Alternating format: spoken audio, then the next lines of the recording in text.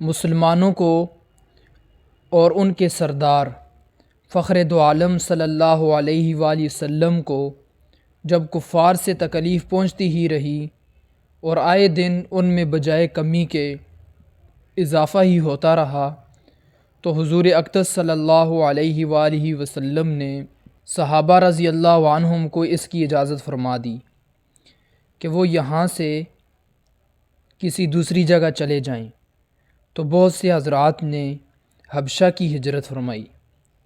حبشہ کے بادشاہ اگرچہ نصرانی تھے اور اس وقت تک مسلمان نہ ہوئے تھے، مگر ان کے رحم دل اور منصف مزاج ہونے کی شہرت تھی۔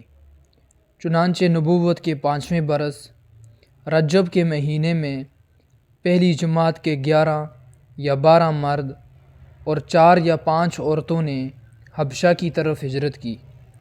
مکہ والوں نے ان کا پیچھا بھی کیا کہ یہ نہ جا سکیں، مگر یہ لوگ ہاتھ نہ آئے۔ وہاں پہنچ کر ان کو یہ خبر ملی کہ مکہ والے سب مسلمان ہو گئے اور اسلام کو غلبہ ہو گیا۔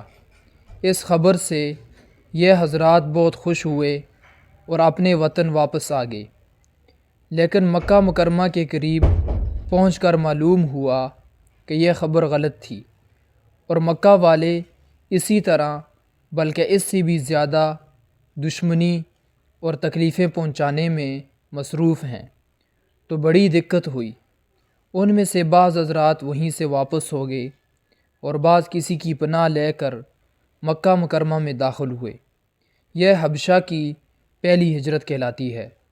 اس کے بعد ایک بڑی جماعت نے، جو 83 مرد اور 18 عورتیں بتلائی جاتی ہیں، متفرق طور پر ہجرت کی، اور یہ حبشہ کی دوسری ہجرت کہلاتی ہے۔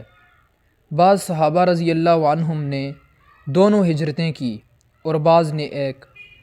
کفار نے جب یہ دیکھا کہ یہ لوگ حبشہ میں چین کی زندگی بسر کرنے لگے تو ان کو اور بھی غصہ آیا اور بہت سے تحفے تحائف دے کر نجاشی شاہ حبشہ کے پاس ایک وفد بھیجا، جو بادشاہ کے لیے بھی بہت سے تحفے لے کر گیا اور اس کے خواص اور پادریوں کے لیے بھی بہت سے ہدیے لے کر گیا۔ جا کر اول حکام اور پادریوں سے ملا اور ہدیے دے کر ان سے بادشاہ کے یہاں اپنی سفارش کا وعدہ لیا، اور پھر بادشاہ کی خدمت میں یہ وفد حاضر ہوا۔ اول بادشاہ کو سجدہ کیا اور پھر تحفے پیش کر کے اپنی درخواست پیش کی، اور رشوت خور حکام نے تائید کی۔ انہوں نے کہا کہ اے بادشاہ، ہماری قوم کے چند بیوقوف لڑکے اپنے قدیمی دین کو چھوڑ کر ایک نئے دین میں داخل ہو گئے، جس کو نہ ہم جانتے ہیں نہ آپ جانتے ہیں، اور آپ کے ملک میں آ کر رہنے لگے۔ ہم کو شرفائے مکہ نے اور ان لوگوں کے باپ، چاچا اور رشتہ داروں نے بھیجا ہے کہ ان کو واپس لائیں، آپ ان کو ہمارے سپرد کر دیں۔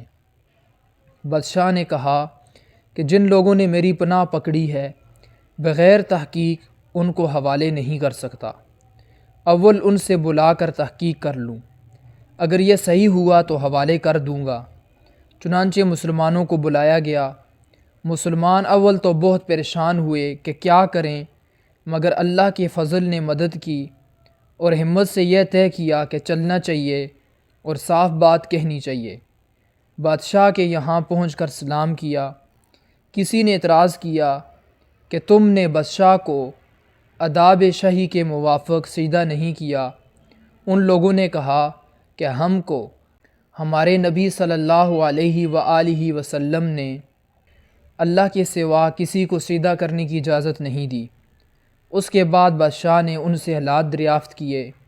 حضرت جعفر رضی اللہ عنہ آگے بڑھے اور فرمایا کہ ہم لوگ جہالت میں پڑے ہوئے تھے، نہ اللہ کو جانتے تھے نہ اس کے رسولوں سے واقف تھے، پتھروں کو پوجتے تھے، مردار کھاتے تھے، برے کام کرتے تھے، رشتے ناتوں کو توڑتے تھے، ہم میں کبھی ضعیف کو ہلاک کر دیتا تھا۔ ہم اسی حال میں تھے کہ اللہ نے اپنا ایک رسول بھیجا، جس کے نسب کو اس کی سچائی کو، اس کی امانت داری کو، پرہیزگاری کو ہم خوب جانتے ہیں۔ اس نے ہم کو ایک اللہ وحدہ لا شریک لہ کی عبادت کی طرف بلایا اور پتھروں اور بتوں کے پوجنے سے منع فرمایا۔ اس نے ہم کو اچھے کام کرنے کا حکم دیا، برے کاموں سے منع کیا۔ اس نے ہم کو سچ بولنے کا حکم دیا، امانت داری کا حکم دیا، صلہ رحمی کا حکم کیا، پڑوسی کے ساتھ اچھا برتاؤ کرنے کا حکم دیا، نماز، روزہ، صدقہ، خیرات کا حکم دیا اور اچھے اخلاق تعلیم کیے۔ زنا، بدکاری، جھوٹ بولنا، یتیم کا مال کھانا، کسی پر تہمت لگانا اور اس قسم کے برے اعمال سے منع فرمایا۔ ہم کو قرآن پاک کی تعلیم دی، ہم اس پر ایمان لائے اور اس کے فرمان کی تعمیل کی، جس پر ہماری قوم ہماری دشمن ہو گئی اور ہم کو ہر طرح ستایا۔ ہم لوگ مجبور ہو کر تمہاری پناہ میں اپنے نبی صلی اللہ علیہ وآلہ وسلم کے ارشاد سے آئے ہیں۔ بادشاہ نے کہا، جو قرآن تمہارے نبی لے کر آئے ہیں وہ کچھ مجھے سناؤ۔ حضرت جعفر رضی اللہ عنہ نے سورہ مریم کی اول کی آیتیں پڑھی، جس کو سن کر بادشاہ بھی رویا اور اس کے پادری بھی، جو کثرت سے موجود تھے۔ سب کے سب اس قدر روئے کہ داڑھیاں تر ہو گئی۔ اس کے بعد بادشاہ نے کہا کہ خدا کی قسم، یہ کلام اور جو کلام حضرت موسیٰ علیہ السلام لے کر آئے تھے ایک ہی نور سے نکلے ہیں، اور ان لوگوں سے صاف انکار کر دیا کہ میں ان کو تمہارے حوالے نہیں کر سکتا۔ وہ لوگ بڑے پریشان ہوئے کہ بڑی ذلت اٹھانا پڑی۔ آپس میں اصلاح کر کے ایک شخص نے کہا کہ کل میں ایسی تدبیر کروں گا کہ بادشاہ ان کی جڑ ہی کاٹ دے۔ ساتھیوں نے کہا بھی کہ ایسا نہیں چاہیے، یہ لوگ اگرچہ مسلمان ہو گئے مگر پھر بھی رشتہ دار ہیں، مگر اس نے نہ مانا۔ دوسرے دن پھر بادشاہ کے پاس گئے اور جا کر کہا کہ یہ لوگ حضرت عیسیٰ علیہ السلام کی شان میں گستاخی کرتے ہیں، ان کو اللہ کا بیٹا بھی نہیں مانتے۔ بادشاہ نے پھر مسلمانوں کو بلایا۔ صحابہ رضی اللہ عنہم فرماتے ہیں کہ دوسرے دن کے بلانے سے ہمیں اور بھی زیادہ پریشانی ہوئی۔ بہرحال گئے۔ بادشاہ نے پوچھا کہ تم حضرت عیسیٰ علیہ السلام کے بارے میں کیا کہتے ہو؟ انہوں نے کہا کہ وہی کہتے ہیں جو ہمارے نبی صلی اللہ علیہ وآلہ وسلم پر ان کی شان میں نازل ہوا کہ وہ اللہ کے بندے ہیں، اس کے رسول ہیں، اس کی روح ہیں اور اس کے کلمہ ہیں، جس کو خدا نے کنواری اور پاک مریم کی طرف ڈالا۔ نجاشی نے کہا کہ حضرت عیسیٰ علیہ السلام بھی اس کے سوا کچھ نہیں فرماتے۔ پادری لوگ آپس میں کچھ چخ چخ کرنے لگے۔ نجاشی نے کہا کہ تم جو چاہے کہو۔ اس کے بعد نجاشی نے ان کو تحفے واپس کر دیے اور مسلمانوں سے کہا، تم امن سے ہو، جو تمہیں ستائے اس کو تاوان دینا پڑے گا، اور اس کا اعلان بھی کرا دیا کہ جو شخص ان کو ستائے گا اس کو تاوان دینا ہوگا۔ اس کی وجہ سے وہاں کے مسلمانوں کا اکرام اور بھی زیادہ ہونے لگا اور اس وفد کو ذلت سے واپس آنا پڑا۔ تو پھر کفار مکہ کا جتنا بھی غصہ جوش کرتا ظاہر ہے۔ اس کے ساتھ ہی حضرت عمر رضی اللہ تعالی عنہ کے اسلام لانے نے ان کو اور بھی جلا رکھا تھا اور ہر وقت اس فکر میں رہتے تھے کہ لوگوں کا ان سے ملنا جلنا بند ہو جائے اور اسلام کا چراغ کسی طرح بجھے۔ اس لیے سرداران مکہ کی ایک بڑی جماعت نے آپس میں مشورہ کیا کہ اب کھلم کھلا محمد صلی اللہ علیہ وآلہ وسلم کو قتل کر دیا جائے۔ لیکن قتل کر دینا بھی آسان کام نہ تھا، اس لیے کہ بنو ہاشم بھی بڑے جتھے اور اونچے طبقے کے لوگ شمار ہوتے تھے۔ وہ اگرچہ اکثر مسلمان نہیں ہوئے تھے، لیکن جو مسلمان نہیں تھے وہ بھی حضور اقدس صلی اللہ علیہ وآلہ وسلم کے قتل ہو جانے پر آمادہ نہیں تھے۔ اس لیے ان سب کفار نے مل کر ایک معاہدہ کیا کہ سارے بنو ہاشم اور بنو المطلب کا بائیکاٹ کیا جاوے، نہ ان کو کوئی شخص اپنے پاس بیٹھنے دے، نہ ان سے کوئی خرید و فروخت کرے، نہ بات چیت کرے، نہ ان کے گھر جائے، نہ ان کو اپنے گھر میں آنے دے، اور اس وقت تک صلح نہ کی جائے کہ جب تک وہ حضور کو قتل کے لیے حوالے نہ کر دیں۔ یہ معاہدہ زبانی ہی گفتگو پر ختم نہیں ہوا، بلکہ یکم محرم 7 ہجری نبوی کو ایک معاہدہ تحریری لکھ کر بیت اللہ میں لٹکایا گیا، تاکہ ہر شخص اس کا احترام کرے اور اس کو پورا کرنے کی کوشش کرے۔ اور اس معاہدے کی وجہ سے 3 برس تک یہ سب حضرات 2 پہاڑوں کے درمیان ایک گھاٹی میں نظر بند رہے کہ نہ کوئی ان سے مل سکتا تھا، نہ یہ کسی سے مل سکتے تھے، نہ مکہ کے کسی آدمی سے کوئی چیز خرید سکتے تھے، نہ باہر سے آنے والے کسی تاجر سے مل سکتے تھے۔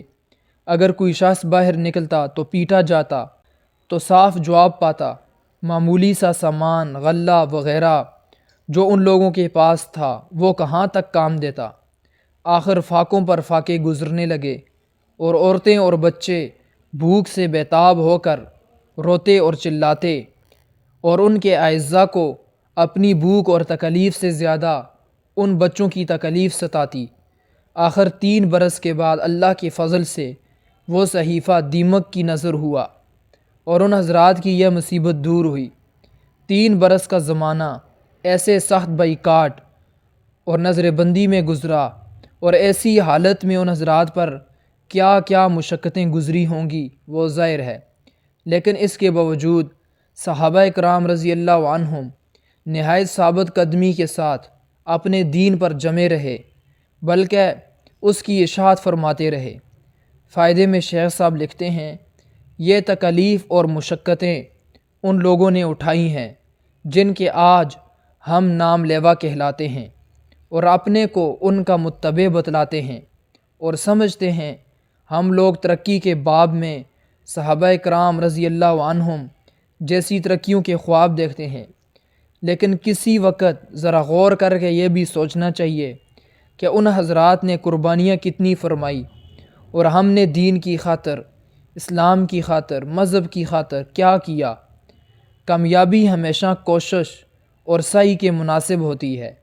ہم لوگ چاہتے ہیں کہ عیش و آرام، بد دینی اور دنیا طلبی میں کافروں کے دوش بدوش چلیں، اور اسلامی ترقی ہمارے ساتھ ہو۔ یہ کیسے ہو سکتا ہے؟